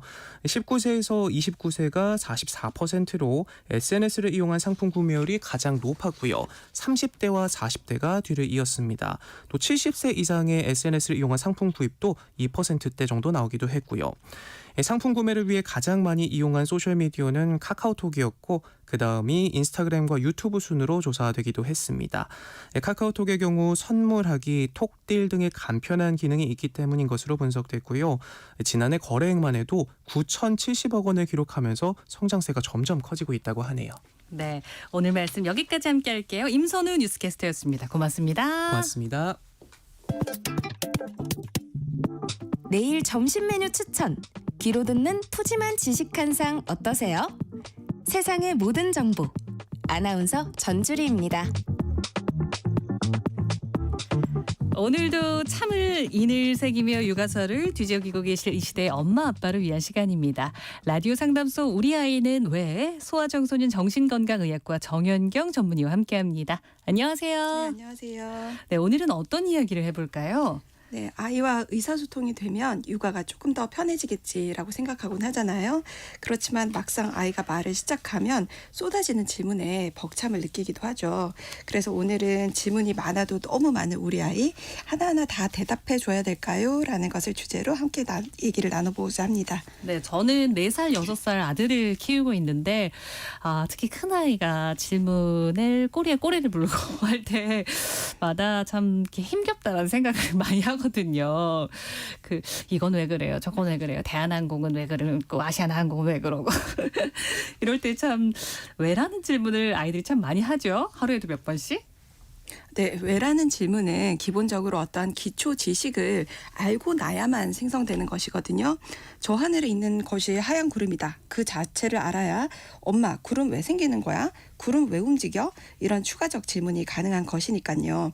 그래서 구름이라는 개념 자체를 알려면 기본적으로 단어에 대한 인식이 있어야 하는데 단어가 폭발적으로 늘어나는 시기인 18개월에서 30개월의 시기를 거치고 난 만 3세는 그간 갖추게 된 여러 가지 기초 지식과 언어 구사력을 가지고 드디어 왜라는 확장 질문이 가능하게 되는 것입니다. 그렇기 때문에 만 3세에 왜라는 질문이 시작되었다는 것은 아이가 그간 적절한 언어와 인지 발달을 열심히 이루어 왔구나라고 생각할 수 있는 귀한 지표입니다. 하지만 오늘도 아이의 끊임없는 질문에 어떤 답을 해야 할까 고민하고 계신 보호자도 많을 텐데요. 라디오 상담소 우리 아이는 왜? 정연경 선생님께서 도움을 드릴 테니까요. 방송 들으면서 궁금한 점이 있으면 문자로 많이 참여해 주시죠. 참여하실 번호는 샵 9730번이고요. 짧은 건 50원, 긴 건 100원의 정보 이용료가 부과됩니다. 또 콩 게시판 KBS 1라디오 유튜브 채널을 통해서는 무료로 참여하실 수 있으니까요. 많이 문자 보내주시죠. 아이가 이렇게 질문을 하는 게 우리 정연경 선생님께서는 귀한 지표라고 하셨습니다. 하지만 엄마 아빠는 늘 바쁩니다. 집안일도 해야 되고요. 바쁘다 보니까 질문에 다 답하기는 힘들 때도 있더라고요. 그럼요. 이 왜라는 질문이 그만큼 인지 발달이 이루어져서 나오는 결과라고 말씀드렸잖아요. 그런데 이 인지 발달은 쉽게 말하면 전두엽 이 부분의 뇌의 성숙으로 이루어지는 것인데 이 전두엽의 성숙 성숙은 단순히 인지 발달뿐만이 아니고 참을성의 발달과도 관련이 있습니다. 그래서 아이가 왜라는 질문을 할 정도가 됐다면 이제는 참아낼 줄 아는 힘도 점점 키울 수 있는 단계, 그리고 키워져 나가야만 하는 단계라는 의미입니다. 따라서 상황에 따라 즉각적인 나의 호기심, 질문이 수용되지 못하는 상황이라 할지라도 그것을 연습을 통해서 기다렸다가 다시 질문하는 것도 배워야 하는 시기라는 점이죠. 이제 그저 기다려야 하는 이유만 알려주시면 됩니다. 엄마 지금 설거지하고 있으니까 끝나면 답해줄 테니까 기다려줘. 이렇게 답변을 해주셔도 무방합니다. 그리고 대답을 분명히 해줬는데 같은 질문을 반복하는 경우도 있었던 것 같아요. 이럴 땐 정말 힘들던데 어떻게 하는 게 좋을까요? 네, 똑같은 질문을 반복하는 것은 그 이유를 확인하는 과정이 필요합니다. 아이들이 반복 질문하는 가장 큰 이유는 사실 제대로 이해하지 못해서입니다. 우리랑 같습니다. 우리도 해외여행 가서 못 알아들으면 계속 excuse me, what? 이렇게 계속 질문하잖아요. 네. 아이들도 한국어가 우리에게 외국어만큼이나 이제 막 배워가는 과정이기 때문에 이해도가 아직 많이 부족해요. 그렇기 때문에 묻고 또 묻는 것이죠. 그런 것들은 아이가 이해할 수 있도록 대답을 반복해 준다거나 아니면 조금 더 쉽게 설명해 주는 것이 도움이 됩니다. 또 반복 질문의 두 번째 이유는 아이들의 의사소통 기술이 아직은 충분하지 못하기 때문이에요. 의사소통을 할 수 있는 소재는 별로 없는데 소통하는 과정 자체는 즐거우니까 이것을 같은 질문으로 반복하는 것으로 나타내거든요. 마치 사운드북처럼 질문하면 답변과 반응이 엄마 아빠로부터 나온단 말이죠. 심지어 반응을 주는 대상이 아이가 제일 좋아하는 부모란 말이에요. 그러면 얼마나 재밌겠어요. 그러니 대화의 수단으로 같은 질문을 반복하는 경우도 많습니다. 그럴 때에는 아이와 대화 이후의 눈맞춤이나 몸놀이와 같은 비언어적 의사소통과 감정 교류의 시간을 더 많이 주신다면 반복 질문은 줄어들게 됩니다. 네. 부모 입장에서 저는 계속 이렇게 여쭤보게 되는데요. 그러니까 사실 최대한 저도 잘 대답을 해주고 싶은데 아이가 짧게 답하기 어려운 좀 심오한 질문을 할 때도 있더라고요. 네, 아이들의 이해 수준이라는 것을 사실 우리가 쉽게 단정 지을 수는 없습니다. 때론 무척 어려운 내용을 이야기를 해줘도 아이들 나름의 이해 체계로 그것을 필터링을 잘 해서 자기 나름의 이해를 하면서 지적인 호기심을 채워나가기도 하거든요. 또 정확하게 이해하지 못하는 내용들을 들으면서 추론 기능이라는 것을 키워나가기도 해요. 그러니 아이가 심오한 내용을 질문을 한다면 이 정도를 애가 이해할 수 있을까? 뭐 네가 이런 걸 질문해서 뭐하니? 이렇게 미리 속단하지 마시고요. 자연스럽게 부모가 아는 만큼 아는 대로 답변을 해주셔서 아이의 반응을 살펴봐 주세요. 아이가 들으면서 좀 어리둥절해 한다든지 아니면 흥미를 급격히 잃어버리는 것 같다든지 하는 것들은 아이 이해도에 비해 어렵게 답변하신 것이니 수정을 좀 해주시면 되는 것이고요. 다만 한 가지 그 섹스와 관련된 질문들에 대해서는 너무 자세할 필요는 없습니다. 네. 연령에 비해 과도하게 구체적인 성지식은 아이를 불안하게 만들 수 있기 때문이죠. 또 이외에도 아이들은 너무 어려운 질문들을 자주 하는데요. 때로 애가 아인슈타인인 거 아닌가 하는 창의적이고 기발하며 또 심오한 질문들을 합니다. 그런데 그럴 때는 또 다 답변해 주시기보다는 질문을 질문 그대로 남겨두시는 것도 나쁘지만은 않거든요. 왜냐하면 그렇게 아이가 이제 호기심을 계속 유지하면서 자신만의 문제 해결력, 과제 집착력 등을 키우기도 하는 것이니까요.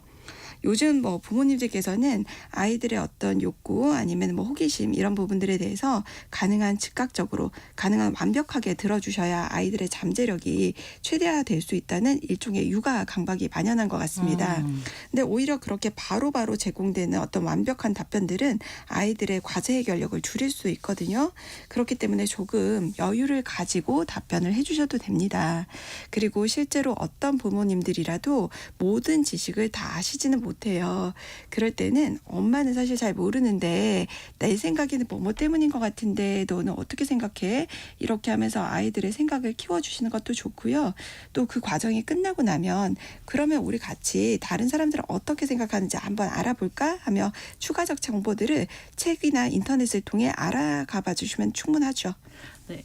요즘은 제가 대답을 잘 안 해주면 엄마 챗 GPT한테 물어봐. 저희 아들이 이렇게 말하더라고요. 제가 참 부끄럽다는 생각을 했는데 이 시기에 질문을 쏟아내다가 줄어드는 아이도 있지만 잘하면서 더 많은 질문을 하는 아이들도 있더라고요. 이건 성향 차이라고 봐야 될까요? 네, 질문이야 지식 기반이 넓어질수록 함께 늘어나는 것이라서 계속해서 늘어날 수는 있는 것인데요. 다만 초등학교 이상인 경우에는 질문에 대한 답변을 구할 대상이 선생님도 있고 자기가 스스로 책으로 찾아볼 수도 있으며 또 아까 말씀하신 대로 챗GPT나 인터넷을 사용한 가능한 경우도 있거든요. 네. 또 아까 말씀드린 것처럼 유아기의 질문은 그저 부모와 티키타카의 수준으로 이루어지기도 하는 것이기 때문에 의사소통이 이제는 자유로워져서 질문 말고도 다른 의사소통 방법으로 대화를 충분히 나눌 수 있는 초등학교 시기가 된다면 상대적으로 질문량은 줄어들게 마련입니다. 그런데도 불구하고 또래 친구들보다 유독 질문이 많은 초등아이라면요. 아이가 과연 주의 깊게 답변을 듣고 있는지 확인이 필요해요. 질문을 해놓고 나서도 답변은 제대로 듣지도 않고 자기가 지금 즉흥적으로 떠올린 추가 질문을 한다거나 아니면 물어놓고 답변을 딱 앞부분만 들어놓고 나서 그것이 자기가 원하는 답변이 아니라고 급하게 아니 이러면서 반복 질문하거나 파생되는 질문을 계속하는 친구들이 있거든요. 이 경우에는 아이들이 조금 신중하게 듣는 연습을 필요로 하는 순간입니다. 그런데 이 연습이 잘 안 되는 경우라면 주의 집중력에 대한 평가를 받아보시는 것도 도움이 될 수 있습니다. 주의 집중력에 문제가 있을 수 있다는 얘기인데요. 저희 아이도 살짝 해당되는 것 같기도 하고요. 이걸 집에서 확인해 볼 수 있는 방법이 혹시 있을까요? 네, 먼저 질문을 하셔놓고요. 아이가 먼저 질문을 해놓고 나서 아이가 그 답변을 주의 깊게 듣는지 확인해 주세요. 그래서 그 추가적 질문의 내용이 같은 흐름을 유지하고 있는지 아니면 계속해서 즉흥적인 새로운 질문이 튀어나와서 이전 질문과는 동떨어진 흐름인지 이 부분 확인이 필요합니다. 예를 들어 이렇습니다. 엄마 방금 지나가는 새 봤어요? 까치 아니고 그거 봤어요? 그래 놓고 엄마가 답변을 하기도 전에 엄마 바람은 왜 갑자기 부는 거예요? 아 맞다 매미 오줌 그거 들어봤어요? 하늘에서 갑자기 물방울 떨어지는 거 그거 매미 오줌이래요. 이런 식의 질문 패턴 보이는 아이들이 있거든요. 이런 경우는 머릿속에 중앙 집행 기능이라는 것이 있는데 그 발달이 더디다 보니까 동시에 떠오르는 정보들을 우선순위에 맞춰서 미룰 것은 좀 미루고 먼저 들어야 할 정보들은 붙들어 있고 이런 능력들이 부족한 경우들이 있습니다. 그래서 이 부분의 확인이 필요하고요. 또 질문이 많은 아이들의 경우에 기본적 생활 습관, 즉 시간을 좀 제대로 지키고 식사 습관은 잘 형성되어 있는지, 잠은 일찍 잘 들고 깨우면은 바로바로 좀 일어나는지 이런 기본적인 생활 습관들을 살펴보는 것이 좋습니다. 왜냐하면 중앙 집행 기능이 낮아서 주의 집중력 발달이 느린 친구들은 기본 생활 패턴 지키기를 어려워하는 경우가 많기 때문입니다. 네, 만약에 내 아이가 다른 또래에 비해 질문이 과하게 많다면 부모는 좀 어떤 대처를 해야 되는 건가요? 네, 그 귀에서 피가 날 것 같다라는 말이 어떤 상황인지 고개를 끄덕이며 공감하시는 부모님들이 사실 꽤 많으실 걸로 압니다. 아이들의 끝없는 질문 세례에 지칠 때 부모님들께서 느끼는 감정인데요. 이것은 당연합니다. 왜냐하면 질문에 답변을 하는 과정이라는 것은 사실 굉장히 많은 인지적 에너지 소비를 필요로 하는 과정이거든요. 그래서 답변을 해주는 사람들은 상당히 노력을 하고 있는 것이에요. 그런데 사람은 노력이 필요한 것들을 가능한 피하고자 하는 본성이 있습니다. 그러다 보니까 아이가 가족도 물론이지만 가족 외의 타인에게도 질문 폭탄, 질문 세례를 하는 스타일이라면 이 부분을 조금 적당히 제한시키도록 교육하는 과정이 필요합니다. 왜냐하면 아이가 좀 부담스럽다는 아이, 부담스러운 아이라는 인상을 받지 않게끔 만들어주기 위해서입니다. 또한 자신의 생각을 차분히 정리해서 그것이 깊이 있게 인지 역량의 발달로 이어지게 하고 그것이 삶에 도움이 되게 하는 어떤 답변이 되게 하기 위해서는 아이들의 질문에 가지치기가 필요합니다. 그래서 반복해서 질문하는 아이들의 경우에는 아까 엄마가 뭐라고 대답해줬지? 그러면 누구 생각은 어떤데? 이렇게 질문을 끊어주고 자신의 생각을 할 수 있는 틈을 좀 마련해주는 것이 필요합니다. 그런데 정말 쏟아지는 궁금증을 못 이겨서 질문을 하는 아이도 있고요. 어쩌면 그 상황을 피하고 싶어서 질문을 쏟아내는 아이도 있던데요. 상황에 따라서 다르게 대처하는 것도 필요하겠죠? 네, 제일 중요한 것은 쏟아지는 궁금증도 참을 수 있어야 한다는 사실입니다. 우리도 어디 강연을 가거나 아니면 지금 제가 여기 아나운서님과의 이 시간에도 여러 파생되는 궁금증들이 머릿속에 떠오르거든요. 네. 이 라디오 관련한 내용은 물론이고요. 주제와 완전히 동떨어진 내용들. 예를 들면 우리 아나운서님은 어떻게 이렇게 목소리 관리와 미모 관리를 하시는 걸까? 뭐 이런 것들이요. 그런데 이런 질문들은 떠오르는 즉시 거의 뇌에서 저 뒤쪽 공간으로 순간 이동을 맞아요. 시키게 됩니다. 그래야 핵심 주제에 대한 정보들을 얻을 수 있거든요. 그 원래 목표 말이죠. 이런 정보의 순간 이동 처리 능력이 바로 전두엽 성장과 함께 이루어지는 것인데 이것은 그냥 자연스럽게 나이 든다고 성장하는 것이 아니고요. 제한 등을 통해서 연습해서 얻어지는 기능입니다. 우리도 강의를 가서 질문을 하려고 하면 질문은 질문 시간에 받겠습니다 하고 제한을 받잖아요. 그런 것들을 연령 수준에 맞게 아이들은 배워야 한다는 것이죠. 특히 아이가 숙제를 하기 싫어서 혹은 잠들기 싫어서 이런 과제나 상황의 비용으로 질문을 한다고 여겨진다면 그 질문은 엄마가 이것은 숙제 다 끝나면 대답해 줄게. 우리 뭐 자기 전까지는 더 이상 질문하지 않을 거야. 이런 식으로 제안을 해주셔서 아이가 질문을 참아낼 수 있는 힘을 기르게 하는 것이 필요합니다. 혹시 정영경 선생님께서 나오셔서 여쭤보는데 치료가 필요한 경우도 있을까요? 네, 치료는 아이가 질문으로 일상생활에 부정적 영향을 반복적으로 받는 경우, 그러니까 자기가 해야 할 일을 제 시간 안에 해내지 못하는 것이 반복된다거나 주변인들로부터 아이가 질문이 너무 많아요 이런 식으로 지적을 받아서 그것이 아이의 어떤 자존감에 영향을 미친다거나 그렇다면 치료적 개입이 도움이 되겠습니다. 그런데 굳이 치료적 개입까지는 아니더라도 우리 아이 질문이 너무 많아요 이렇게 여겨지는 경우에는 전두엽 전반적인 전두엽 관리 기능을 소아정신과에서 확인해 보시는 것도 도움이 됩니다. 말 끝으로 아이가 질문을 계속하면 부모는 어쩌면 가끔은 지칠 수도 있지만 그래도 아이의 말에 귀를 기울이는 게 제일 중요한 거겠죠. 네, 사실은 그렇죠. 예, 네. 영유아기의 외요병은 아이의 인지 발달이 잘 이루어지고 있다는 소중한 증거입니다. 그래서 좀 귀찮은 것이 정말 사실이지만 기쁜 마음으로 맞이해 주시면 좋겠고요. 제일 중요한 거는 너무 잘 대답해 줘야 된다는 부담감에서 좀 벗어나 주세요. 그러면 아이의 질문을 좀 더 긍정적으로 받아들여 주실 수 있을 거예요. 그리고 조금 부족한 대답에서 아이는 스스로의 생각할 힘을 키워나가기도 하는 것이거든요. 그리고 또 질문이 가능한 수준의 인지 발달이 이루어진 아이의 연령이라면 그 아이는 적당히 자신의 욕구, 호기심 같은 것들을 제한하는 연습 역시 가능한 나이입니다. 그래서 너무 지나치다 싶을 정도로 반복되는 질문 혹은 답변하기 어려운 상황에서의 질문이라면 적당히 질문 욕구를 누릴 수 있도록 제한 설정을 해주시고요. 이 제한 설정의 과정이 너무 어렵다면 기본 생활습관 등의 전두엽 관리 기능을 확인할 수 있는 영역들의 발달들은 잘 이루어지고 있는지 확인하셔서 어려움이 있다면 소아정신과 전문의와 함께 상의해 보셔도 좋을 것 같습니다. 질문이 많아도 너무 많은 아이 어떻게 대처하면 좋을지 이야기 나눠보고 있는데요. 관련해서 궁금한 점 있으시면 문자 보내주시죠. 소아청소년 정신건강의학과 정연경 전문의가 상담해드리겠습니다. 여기서 노래 한 곡 보내드릴게요. 소란의 괜찮아. 소란의 괜찮아 함께 들었습니다. 그 사이 사실 질문 문자가 정말 많이 왔어요. 저 사실 친한 선배는 초등학교 4학년 딸을 하나 키우는데 너 하루에 엄마 10번만 불러라고 말을 했었대요.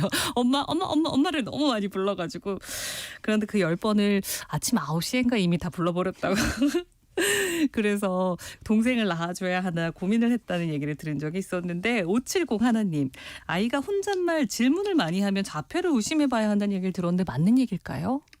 이렇게 자폐는 간단하게 이렇게 진단 내릴 수 있는 부분은 사실은 아니에요. 물론 이제 혼잣말이라고 하는 것은 자폐 아이들의 대표적인 증상 중에 하나인데 사실 자폐는 사회적 상호작용의 이제 언어적인 것뿐만이 아니라 비언어적 어떤 제스처, 표정 관리 이런 부분들에 대한 어떤 어려움이 있고 또 동시에 상동 행동이라든지 이런 행동적 특성 이런 부분들을 또 같이 가지고 있는 경우들이 많기 때문에 단순히 이렇다고만 해서 우리가 자폐를 의심할 수는 없기 때문에 조금 걱정은 붙들어 놓으셔도 될 것 같습니다. 7893 뒷번호 쓰시는 분. 아이가 26개월 정도 됐는데요. 집안 곳곳을 누비며 이건 누구 거? 이건? 매일 물어봅니다. 빨래하고 나면 옷을 보면 내 거, 엄마 거, 아빠 거 신나서 얘기하고요. 처음엔 귀여웠는데 아이가 크게 말해서 귀가 아프기도 합니다. 이것도 한때일까요? 보통은 한때입니다.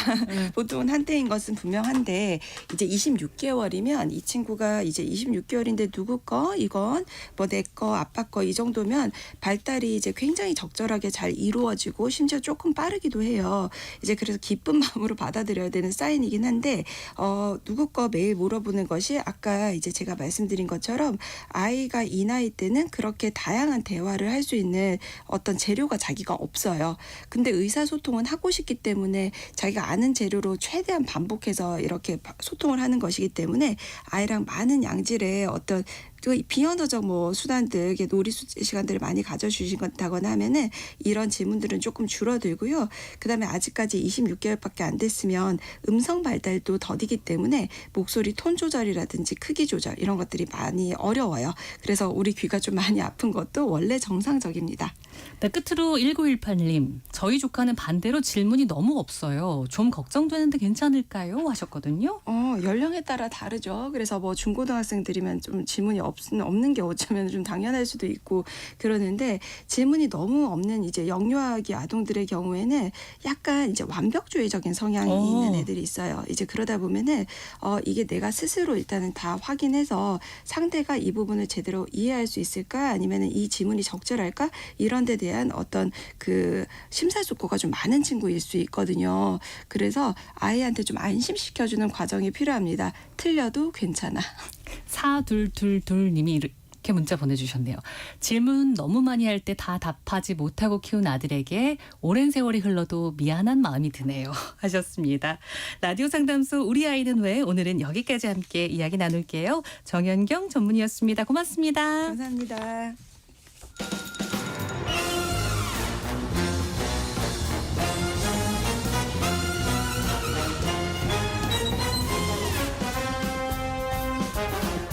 목요일엔 공연을 소개하는 시간입니다. 라디오 객석 1열 목공소 공연 제작사랑 안영수 대표와 함께합니다. 안녕하세요. 예, 안녕하십니까. 반갑습니다. 네. 네. 오늘 깜짝 놀랐습니다. 어떤 거요? 화이트데이라고 사탕을 직접 선물해 주셨더라고요. 네. 키우는 반려견 이름이 산타라고요? 네. 저희 산타 KBS 공영방송 타는 건가요? 네. 아, 이렇게 섬세하신 분인 줄 몰랐습니다. 제가 처음이자 마지막일 수도 있을 것 같은데. 예, 제가 섬세한 사람은 아니고요. 집사람이. 감사히 먹겠습니다. 네, 오늘은 어떤 공연을 소개해 주실 건가요? 예, 청취자 여러분들도 내일 꼭 좋은 선물들 받으시기 바라겠습니다. 자, 오늘 소개해드릴 공연은 오랜만에 연극 작품 하나 갖고 왔습니다. 이 작품 제목을 들어보신 분들이 있으실 수도 있을 것 같아요. 왜냐하면은 연극 좋아하시는 분들한테는 좀 알려진 공연이어서. 근데 이제 처음 들어보신 분들도 계실 텐데 이 작품은 아마 설명만 좀 들어보시면 굉장히 그 작품에 대한 흥미로움이 좀 생길 수 있을 만한 작품입니다. 일단 제목은 꽃의 비밀이라는 연극입니다. 네. 꽃의 비밀 네. 어떤 작품이길래 설명을 듣는 것만으로도 저는 좀 흥미로워지는데요. 예, 저도 이제 대본을 제가 작성을 기본적으로 좀 해야 되니까 작품에 대해서 어떻게 소개해드릴까 생각했는데 제목 자체가 꽃의 비밀이고 그리고 작품 자체도 흥미롭고 만든 사람도 좀 흥미롭고요. 그리고 이번에 이 공연을 하고 있는 배우들도 굉장히 좀 흥미롭습니다. 하나씩 제가 비밀을 풀어 헤치듯이 말씀을 드리도록 하겠습니다. 먼저 이 작품은 올해로 10주년을 맞이하는 그런 공연입니다. 네. 오, 벌써 10주년이라고요? 예, 이 작품 지난 2015년에 초연됐었던 작품이고요. 그때 잘 됐어요. 성공했어요. 그래서 객석 점유율이 당시에 90%가 좀 넘게 기록된 걸로 알고 있는데 작품적으로도 사람들한테 굉장히 좋은 작품이라고 많이 알려졌고 흥행적으로도 성공했었던 연극입니다. 그리고 이제 바로 잘 돼서 그 다음해 2016년에 앵콜 공연을 하면서 딱 끝나고 이게 워낙 잘 되다 보니까 지방으로 이제 투어 공연을 막 다니기 시작하고 그리고 지방 공연이 끝날 때쯤 돼서 다시 서울로 앵콜 공연을 또 하고 또 다시 지방 공연을 하고 그래서 2016년부터 2017년까지 1년이 넘게 물론 중간중간에 이제 지방 투어 가고 하는 시기에 쉬는 시간이 있었지만 거의 공연이 멈추지 않고 진행됐었던 그런 공연입니다. 네. 제가 잘 몰라서 그러는데 네. 사실 연극 작품이 1년 넘게 이렇게 이어져서 공연이 되는 게 흔치 않은 일이죠. 예, 그러니까 그 공연에 깊은 관심이 있지 않으시면은 좀 많이들 모르실 텐데 그 외국 같은 경우에는 공연을 시작한 지 뭐 10년 넘은 공연 이런 거 많이 있으니까 막 유명한 뮤지컬들. 네. 그리고 대학로 서울 대학로에서도 오픈런 공연이라고 해서 굉장히 오랫동안 계속 지속되는 공연이 있는데 이런 류의 공연들 말고 그 시즌제로 하는 공연들은 보통 공연이 한 번 하게 되면 2달에서 3달 정도의 기간으로 공연이 진행되고 이 공연이 끝나고 나면 빨라도 1년 조금 넘게 아니면은 보통은 2년이나 3년 정도 뒤에 재연 이런 식으로 공연이 진행되거든요. 근데 이제 그 공연했었던 시기에 공연이 굉장히 흥행을 거두거나 이제 뭐 이슈가 좀 되게 되면 일정이 좀 막 바뀌어지기 시작합니다. 어떻게 되냐면 서울 공연부터 시작해서 이제 지방 투어, 그러니까 여기서 그 지방 공연이 지역별로 굉장히 많이 그 예매처에 쫙 같은 공연인데 지역별로 뭐 저 경기도 그다음 뭐 부산, 뭐 광주, 뭐 전주에서 지방 공연이 많이 올라온 경우 이런 것들을 보시게 되면 아, 이 공연이 이번에 흥했구나 이렇게들 생각하시면 됩니다. 그게 이제 그 지방 마켓이라고 생각하시면 되는데 서울 공연이 잘 되고 이게 세간의 화제를 받고 그 이제 주목을 받고 공연도 작품도 좋다고 그러고 흥행적으로도 잘 된다고 하면 그 지역에서 공연 문화 산업을 담당하고 계시는 지역 공연장의 담당자들이 계시거든요. 그분들이 이제 연락을 막 하기 시작해요. 네. 그러면서 이제 일정을 막 잡기 시작합니다. 근데 일정이 무슨 뭐 서울 공연 끝나고 나서 바로 뭐 일주일 뒤, 2주일 뒤 이렇게 바로 일정이 안 잡힐 수 있잖아요. 그리고 이게 1달, 2달, 3달 미뤄지게 되면 막 5개월 뒤에 일정도 잡기도 하고 이렇게 되는 거죠. 그래서 지방 공연이 많이 쭉 이어지게 되고 그 최근에 공연 잘 됐던 무슨 뭐 시카고나 영웅 같은 공연 네. 이런 것들도 그렇게 많이 진행했었고 연극으로는 그 신구 선생님이랑 박근영 선생님이 하셨던 고도를 기다리며 이 연극도 너무 잘 된다는 소문이 드니까 그 1년 넘게 아마 계속 지방 투어했었던 걸로 기억하는데 이렇게 꽃의 비밀도 당시에 아주 초흥행 대작이었다고 말씀드릴 수 있을 것 같아요. 예. 그런데요, 제가 쭉 살펴보니까 작품이 굉장히 성공했는데 예. 2017년 이후에 공연이 안 된 것 예. 같아요. 2017년 이후에 서울 공연은 한참 뒤에 2019년인가 그때 한번 했었었는데 2016년 그러니까 15년 초연, 16년 앵콜, 그다음에 지방 공연, 다시 서울 공연, 17년 또 다시 지방 공연 막 이렇게 공연이 되다가 여기서 잠깐 공연이 서울에서 멈춰졌던 것이 좀 재미있는 이야기가 하나 숨겨져 있는데 2017년이 지난 뒤에는 잠깐 국내에서는 작품이 쉬는 시간을 가졌습니다. 예. 이게 국내에서요? 네, 그렇죠. 그러니까 외국에서 공연이 됐었어요. 그 다음에 근데 이제 우리나라 배우분들이 그 투어 공연을 다닌 것이 아니라 라이선스를 수출하게 된 거죠.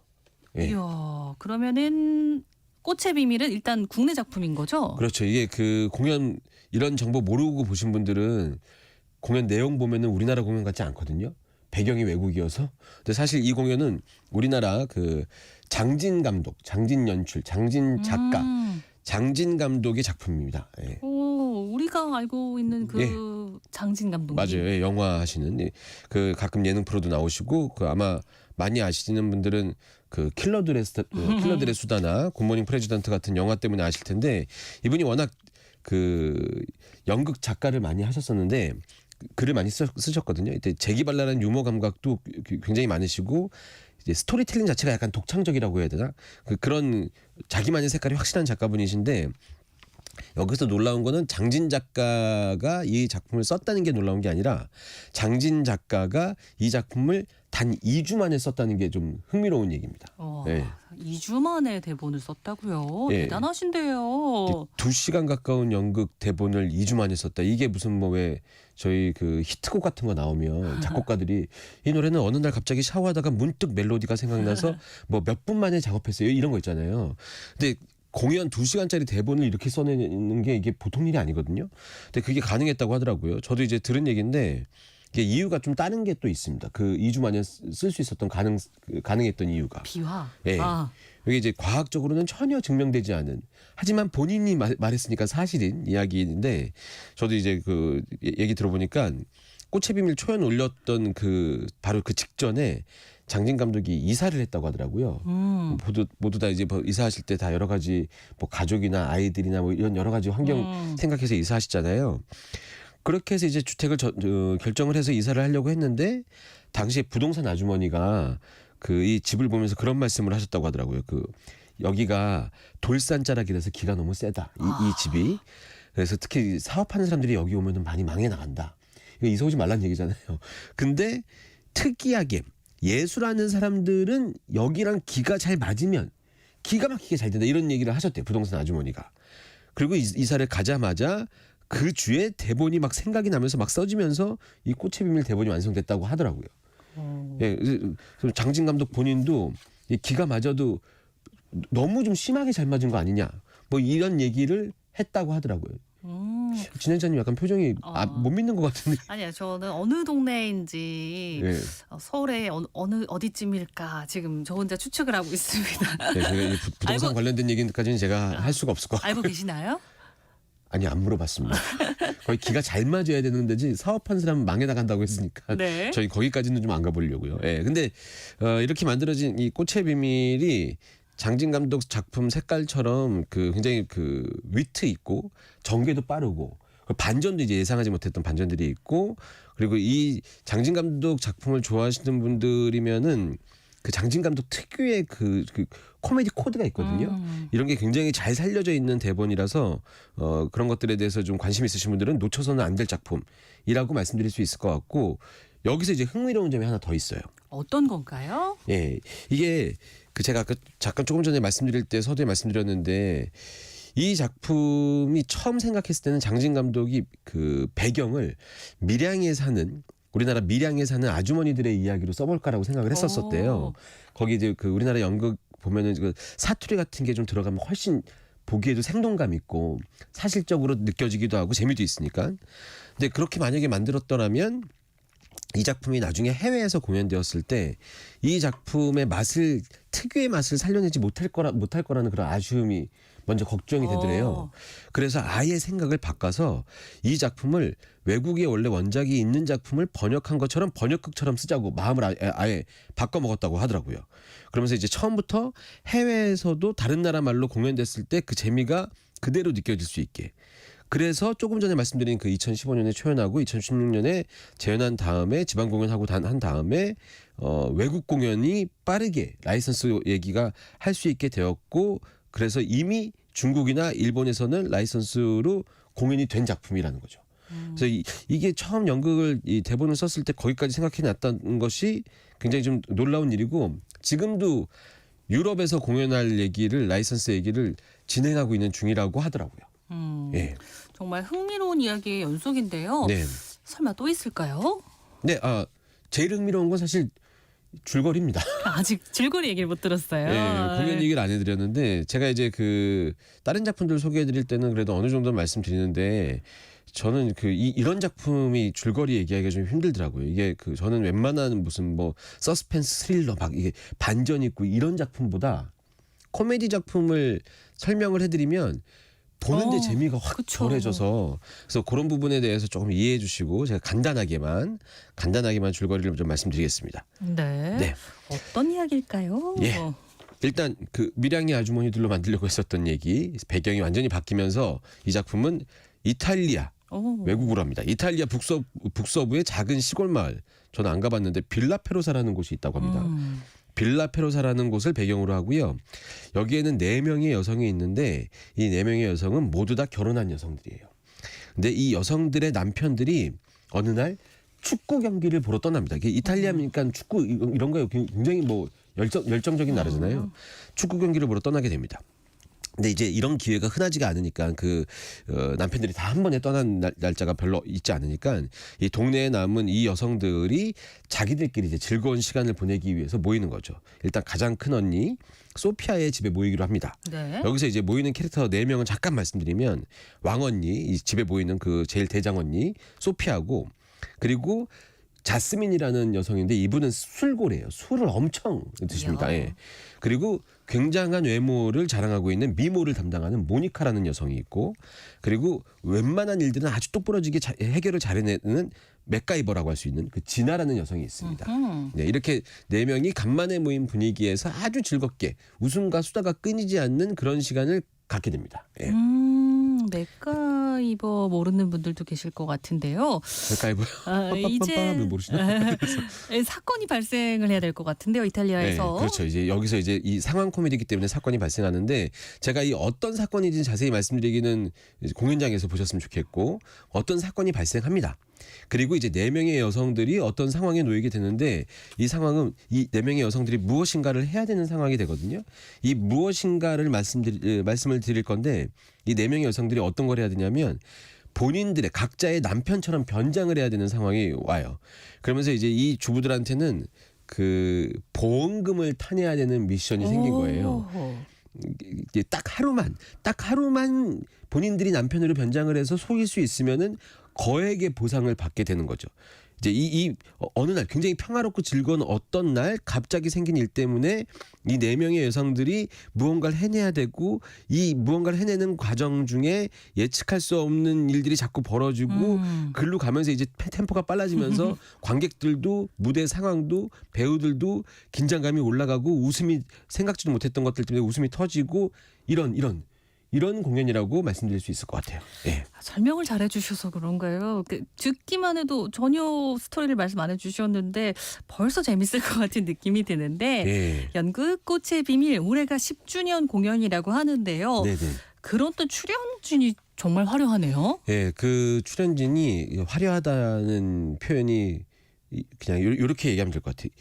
유명한 무대에서 오랜만에 보는 배우들이 그리고 무대에서 만나기 힘들 것 같은 배우들이 많이 모여 있는 공연이다. 이렇게 말씀드릴 수 있을 것 같고 잠깐 소개해드리면 아까 그 왕언니를 맡았던 소피아 역할에는 박선옥, 황정미, 정영주 배우 요즘에 뭐 뮤지컬도 그렇고 드라마도 그렇고 많이 나오고 네. 뭐 박선옥 배우나 황정미 배우는 실제로 가서 보시면 아 저분이구나 하실 만한 그런 분들이거든요. 그리고 이제 술고래 술 많이 먹는 항상 취해 있는 이 자스민 역할에는 장영남 아마 그 장진 감독의 공연에 웬만하면 다 출연했던 분이 장영남 배우고 이엘 조현진 배우인데 이 술주정뱅이 이 자스민 역할이 술을 많이 먹고 취해 보이지만 사실 모든 상황을 꿰뚫고 있는 이런 캐릭터거든요. 그리고 중요한 게 이 자스민 역할이 대사를 치면 다 빵빵 터집니다. 네, 이 역할이 아주 재밌습니다. 그리고 이제 미모를 담당하는 모니카 역할에 이연희 그리고 안소희 원더걸스 안소희 그리고 공승현 배우인데 미모 담당 한 번에 뭐 이해가 가는 이런 분들이고 그리고 이제 재주가 많은 진아 역할에 김슬기 박지혜 배우 이분들이 특히 김슬기 배우나 이런 분들은 그 말씀하시는 대사 톤도 그렇고 굉장히 똑부러지거든요. 그래서 굉장히 그 다양하기도 하고 재미있는 모습들을 많이 보여주십니다. 그래서 이 4명의 여성분들이 상상하지 못할 모습, 그러니까는 아까 남편으로 변장해야 된다고 그랬잖아요. 남장하고 무대 위에서 뭐라고 그럴까요? 약간 망가진다고 해야 되나요? 이런 모습 보시면 아마 공연 보시는 재미가 훨씬 더 느껴지시게 될 거고 그 외에 조재윤 배우, 김대령 배우, 최영준 배우, 정서우 배우, 전윤민 배우처럼 실력파 배우들이 같이 함께 하시면서 공연 10주년 공연을 아주 멋지게 만들어주고 계신 중입니다. 지금 현재. 관객들이 참 신나게 공연을 즐길 수 있을 것 같다라는 생각이 드는데요. 네. 끝으로 오늘 연극이라서 노래를 못 듣고 끝나는 건가 싶은데요. 아니요. 제가 그래서 이 연극 소개할 때 제작사한테 물어봐요. 그게 음악 같은 게 나오냐? 안 나온다. 나온다 그러면 그 노래 소개해드리면 되고 배경음악으로. 안 나온다 그러면 이 공연이랑 가장 어울리는 노래 추천해라. 그러면서 하나 받아왔습니다. 이 작품이 그 4명의 주부들이 역경을 이겨내고 성장하는 이야기인 만큼 어울리는 이 곡을 추천해 주셨는데 글로리아 게이너의 I Will Survive 난 괜찮아 진주 씨의 난 괜찮아 이 노래 원곡이거든요. 이게 이제 희망적인 가사가 꽃의 비밀의 주제와도 맞는 것 같다고 해서 제작사에서 추천해 주셨는데 일단 신납니다. 예. 일주일에 지치실 만한 목요일인데 이 노래 들으시면 난 괜찮다고 하는 노래니까 미세먼지도 좀 그렇지만 여튼 괜찮다는 마음으로 희망차게 한번 들어보셨으면 좋겠어서 이 노래 갖고 왔습니다. 네, 오늘 목요일 공연 제작사 랑의 안영수 대표와 이야기는 여기까지 나누도록 하겠습니다. 다음 주에 뵙겠습니다. 고맙습니다. 예, 감사합니다. 세상의 모든 정보 여기서 마무리하겠고요. 모바일 쿠폰 당첨자는 홈페이지 공지사항에서 확인할 수 있습니다. 끝으로 글로리아 게이너의 I Will Survive 함께 들으시고요. 저는 금요일 내일 다시 찾아오겠습니다. 행복한 오후 보내세요. 지금까지 아나운서 정지원이었습니다. 고맙습니다.